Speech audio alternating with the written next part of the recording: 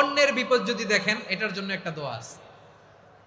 অনেক সময় আমরা দেখি হাসপাতালে ক্যান্সারের থার্ড স্টেজে চলে গেছে, লোকটা হ্যাংলা হয়ে চিকন হয়ে হায়রে কি কষ্ট পায়, দেখি না?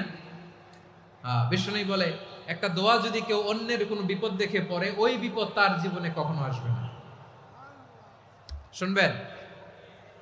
শোনার আগ্রহ আছে? অনেক সময় হয় যে আমরা মহাসড়ক দিয়ে যখন চড়ি, দুর্ঘটনায়, আইরে আল্লাহ, দুর্ঘটনায় মানুষের মাথা একদিকে, দেহ আরেকদিকে, ব্লিডিং, এরকম হয় না? আল্লাহ তুমি হেফাজত করো। বিশ্বনবী বলেন এই দুর্ঘটনা দেখে কেউ যদি এই দোয়াটা পড়ে, তার জীবনে সে কোনোদিন এরকম অ্যাক্সিডেন্টের সম্মুখীন হবে না। শুনবেন?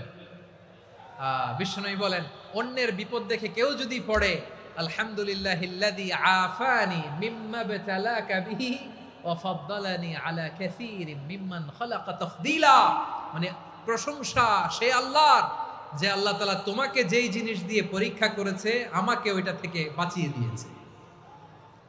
তোমাকে আল্লাহ যেই বিপদে ফেলেছে, আমাকে ওই বিপদ থেকে তিনি মুক্ত রেখেছে, আর তার অনেক সৃষ্টির উপর আমাকে তিনি প্রাধান্য দিয়েছে। সুবহানাল্লাহ পড়েন।